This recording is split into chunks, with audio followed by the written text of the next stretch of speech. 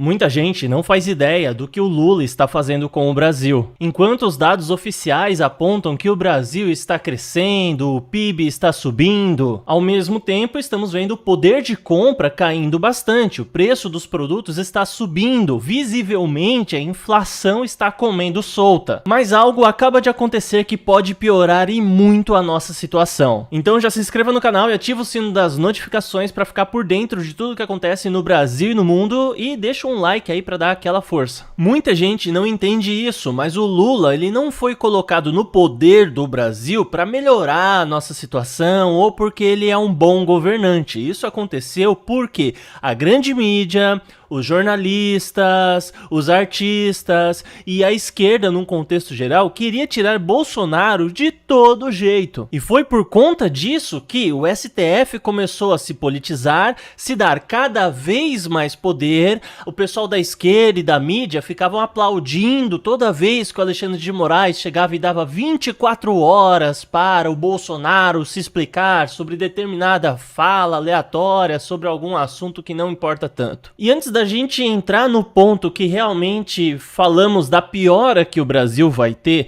eu queria te explicar o porquê os dados a respeito do governo Lula aparecem como positivo na grande mídia. Talvez um ou outro vai falar assim, mas isso acontece porque a grande mídia quer ajudar o Lula, isso acontece porque ele tá mentindo. Só que existe um método científico para você parecer melhor do que você realmente está, e é mais ou menos isso que o Lula está fazendo. Então, o primeiro ponto, ele trocou o diretor do IBGE. Esse diretor, ele está mentindo sobre os dados? Não diretamente. O que ocorre é que tudo que você for fazer, tudo que você for medir, tudo que você for mensurar, existe sempre mais de um método científico para entender e para falar a respeito de algo. Então, eu vou dar um exemplo aqui da indústria farmacêutica, e eu vi esse exemplo diretamente do escritor Alexandre Costa. Ele trabalhou nessa área, e daí sempre que eles precisavam, por exemplo, falar a respeito de um determinado medicamento, né, ou de um determinado forma de agir em relação a algo, eles encomendavam 3, 4, 5 estudos a respeito daquilo. E como isso era feito? Eles iam lá, pagavam uma grana muito boa por esses estudos e eles pegavam apenas os resultados que mais os favoreciam. Então, se eles queriam divulgar que A e B é ruim para você e XYZ é muito bom, eles contratam esses 4, 5 estudos, e daí desses 4, pode ser que 4 digam que A e B é bom, só que eles querem dizer que A e B é ruim. Então eles pegam justamente aquele estudo que falou que A e B é ruim e eles publicam aquele. E as empresas que foram contratadas para fazer os outros 4 estudos, elas não vão se pronunciar, elas não vão reclamar, porque elas foram muito bem pagas e assinaram contratos de confidencialidade. Então elas não vão chegar lá e falar, pô, mas você não publicou meu estudo que está dizendo justamente o contrário do que você está falando. Não, eles têm um estudo científico em mãos que mostra aquilo que eles querem mostrar. Então é uma forma de você mentir dizendo apenas a verdade. Então você deturpa os fatos reais para proporcionar um alicerce sobre a mentira que você quer contar. Então, o que essa nova diretoria do IBGE fez foi justamente mudar o método com o qual certas medições a respeito da economia e outras questões a respeito do Brasil são analisadas para favorecer o governo Lula. Então, eles estão contando uma mentira descarada? Não, eles estão usando a verdade para contar uma mentira. Então, nós vemos o caso clássico. A inflação está valor X. Só que quando você vai no mercado, tem produtos que dobraram de preço, tem produtos que triplicaram de preço. Por quê? Justamente, o governo divulga uma coisa, mas no resultado final, o resultado prático é justamente outro. Recentemente, os próprios funcionários do IBGE chegaram a publicar uma carta falando que o Instituto, até certo ponto, está se desviando dos seus reais objetivos ou de suas verdadeiras funções, e isso não está claro que eles estão falando, os dados estão sendo falsificados, ou estamos usando métodos científicos ruins, mas a gente consegue interpretar a coisa dessa forma. Pode ser que realmente os funcionários estejam dizendo isso. Outro ponto que a gente tem que colocar na balança é o fato do PIB estar subindo. Marcos, como pode o PIB estar subindo? Você está falando que as coisas estão ruins. Aliás, eu estou vendo as coisas indo de mal a pior, só que o PIB está subindo, a projeção do PIB sobe. Como que pode isso? É bem simples. O cálculo que envolve o resultado do PIB é um dos índices, um dos fatores, é justamente quanto um presidente gasta. Então vamos pegar, por exemplo, uma viagem do Lula que ele fez para Dubai e ele decidiu ficar lá numa suíte presidencial e ele torrou dinheiro, levou uma comitiva gigantesca lá, levou os amigos dele, levou a companheirada toda e assim, ao invés de fazer uma viagem mais econômica, poderia até ficar numa suíte presidencial, mas levava menos gente, né? Só o suficiente realmente para executar a viagem dele, para garantir a segurança e tudo. Não, ele decidiu levar um monte de gente e gastou muito dinheiro. Quanto mais o Lula gasta, maior é o valor do PIB. Então, tá aí a resposta. Por que que o PIB está subindo? Então, quem é de esquerda, os petistas e até 90% da mídia que apoia o Lula direta ou indiretamente, eles gostam de tentar esfregar na cara dos outros, o PIB tá subindo, mas essa é a verdade a respeito do PIB. O PIB sobe porque o Lula gasta muito. Uma das promessas de governo do Lula era justamente alcançar o déficit zero. Então ele não ia deixar o primeiro ano de governo, pelo menos, sobrando dinheiro, mas também não ia fechar devendo dinheiro. E o que aconteceu? O Bolsonaro entregou o governo sobrando aí algo em torno de 50 bilhões de reais. Então isso é o que tinha dentro do cofre brasileiro, dentro da conta bancária da República Federativa do Brasil.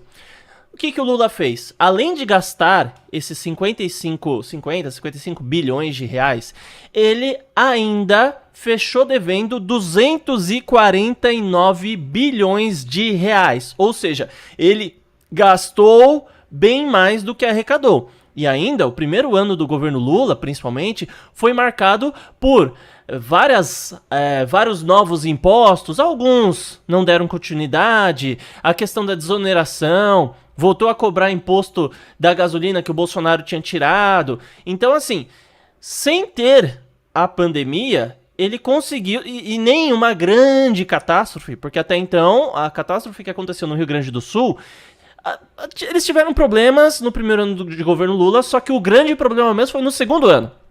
Então, o problema que a gente viu do governo Lula foi a gastança. Ele realmente gastou bem mais do que arrecada. E assim, você falar que ia fechar zerado para fechar devendo 249 bilhões de reais é uma coisa absurda. Vamos supor que você tem aí, seja de rendimento ou de salário, enfim, 5 mil reais por mês. E você determinou que você ia fechar um mês zerado, né? Eu vou pagar minhas contas, vou investir, vou fazer tal coisa e tal, e vou fechar zerado, não vou fechar devendo. E daí, vamos supor que você fechou o ano, você fechou o mês devendo R$2.500 reais. Ou seja, é um absurdo, é realmente um absurdo a forma com a qual o Lula tratou. Então, assim, eu não sei se ele realmente acreditava nisso, né? A gente aí, dentro disso, ainda tem algumas hipóteses. Pode ser que ele realmente acreditava que subindo muito os impostos, ele ia conseguir fazer com que ele fechasse no positivo. Pode ser que ele acredite, né? Ou pode ser que essa era apenas uma promessa de governo que ele sabia que não ia conseguir cumprir, mas ele fez mesmo assim só para poder esfregar na cara. Amanhã depois o brasileiro esquece. E de verdade, grande parte da população esquece. Olha só a quantidade de visualizações que eu tenho aqui nesse vídeo, ou as pessoas que falam a respeito disso, quantos acessos ou quantas visualizações elas têm, né? Mesmo que esse vídeo aqui alcance uma quantidade boa de visualização, ainda assim o resto do Brasil tá na eterna ignorância, né? Então o Lula cuspia promessas lá e no fim das contas não cumpriu e o povo não foi cobrar. tá? Essa que é a verdade. Esses 50% que votaram no Lula, se realmente votaram, né? Não vou nem entrar muito nesse mérito, são pessoas que não estão cobrando o Lula disso. Então, como que você pode colocar alguém no poder, colocar alguém para ser o líder da nação da qual você mora, e essa pessoa fazer uma promessa e você simplesmente ignorar totalmente isso? O segundo ano de governo, né, também está caminhando para fechar muito ruim.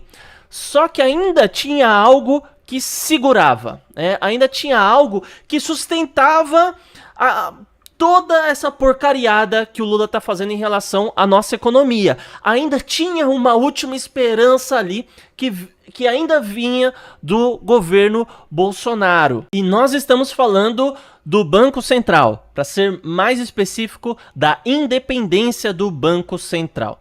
Então, sabemos que o Bolsonaro foi um dos responsáveis pelo Campos Neto ser o presidente do Banco Central.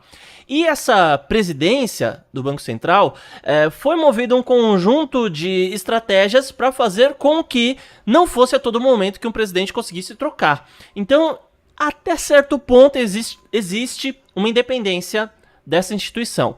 Porém, agora já foi eleito, já foi colocado, ele está para entrar, enfim, talvez na hora que você esteja vendo esse vídeo, pode ser até que ele já tenha entrado, um presidente do Banco Central que é uma indicação do Lula. E o que o Campos Neto faz que, muito provavelmente, esse novo presidente não vai querer fazer? É segurar a taxa de juros proporcionalmente alta. Mas, Marcos, o que importa essa questão de taxa de juros? Bom, funciona assim. Quando você investe no Tesouro Nacional, Tesouro Selic, por exemplo, você pega dinheiro do seu bolso e dá na mão do Lula, fala: Lula, eu tô te emprestando esse dinheiro aqui. Em troca, você vai me pagar juros. Beleza, você deu dinheiro na mão do Lula, o Lula vai pegar esse dinheiro, beleza. Vou investir em saúde, segurança, transporte, educação, ministérios de lacração, vou investir aqui em compra de caviar, vou investir aqui em avião novo, enfim. Ele vai investir em algum canto que ele achar melhor, né? É uma loucura isso, mas é assim que funciona. Só que esses juros que você recebe, quem define é o Banco Central. Essa definição de juros do Banco Central vai afetar todo mundo que está emprestando dinheiro, todo mundo que está alugando dinheiro. Então, o banco também empresta dinheiro para você, se você quiser, de várias formas, seja através do chamado cheque especial, cartão de crédito é uma forma de empréstimo, enfim. Então, essa definição de juros, quanto mais alto os juros está, pior é para quem pega emprestado e melhor é para quem empresta. Então você quer financiar uma casa, um carro, você quer quitar suas dívidas, né? Enfim, você precisa tomar dinheiro emprestado. Se o juros está muito alto, para você é pior. Então você que quer comprar uma casa, você fala assim: poxa, vou esperar um pouco mais, ou não vou comprar agora, enfim, ou desiste da compra. Vou comprar um carro, você pode desistir dessa compra. Ah, vou fazer um empréstimo para o meu negócio. Olha, juros está muito alto, não vou fazer. Então você se sente desestimulado a pegar dinheiro emprestado. Só que ao mesmo tempo, quem tem dinheiro se sente mais estimulado a emprestar. Opa, vou pôr dinheiro aqui na mão do governo, tá pagando bem. Só que como é definida essa taxa de juros? Qual é a lógica? Vamos definir aqui, vamos colocar a taxa mais alta, taxa mais baixa. Existe uma métrica para você identificar isso. Então, como funciona? As finanças e a saúde financeira de um país é o que tem que pesar na balança para definir a taxa de juros. Essa taxa de juros, então, ela vai ser um resultado, vai ser um produto de como o Brasil está andando. E o que acontece? Primeiro ano de governo Lula, ele fechou devendo 249 bilhões de reais. Segundo ano também está indo mal. Então, assim, como a coisa tá muito ruim, você tem que colocar uma taxa de juros alta, né? Por quê? O cara que coloca dinheiro, empresta dinheiro na mão do governo Lula, se você coloca uma taxa de juros muito baixa, ele fala assim: pô, cara, quer saber? Não vou dar dinheiro na mão do Lula, não. Eu vou pôr dinheiro lá no governo norte-americano. É um pouquinho mais difícil, é um pouquinho mais burocrático, existem empresas que facilitam isso e tudo, mas a questão é, o cara não vai querer. Ele vai preferir, o cara que pensa, que raciocina, que analisa o mercado, ele vai preferir colocar dinheiro em outra coisa que não seja o governo, ou ele vai reduzir pelo menos a quantidade de dinheiro que ele coloca num tesouro, né, no Tesouro Nacional. Ele vai investir em outras coisas. E com isso, o Lula vai ter menos dinheiro na mão. Só que o Lula acha que, se ele abaixar a taxa de juros, vai resolver o problema dele, porque ele vai pegar menos juros, vai conseguir a mesma quantidade de dinheiro emprestado, só que não é assim que a coisa funciona. Quando você tem uma taxa de juros muito baixa, com a economia indo mal, daí quem bate na porta é a inflação. A inflação sobe. Por conta disso, é que a situação do Brasil tá ruim, mas ela não estava ainda indo para um buraco muito profundo, porque o Campos Neto, o Banco Central, o Copom, enfim, estava segurando a taxa de juros. Não dá para baixar agora, Lula, a situação tá muito ruim. E o Lula lá, não, vamos abaixar a taxa de juros, vamos fazer pressão para abaixar a taxa de juros. E o que estava segurando era o Campos Neto.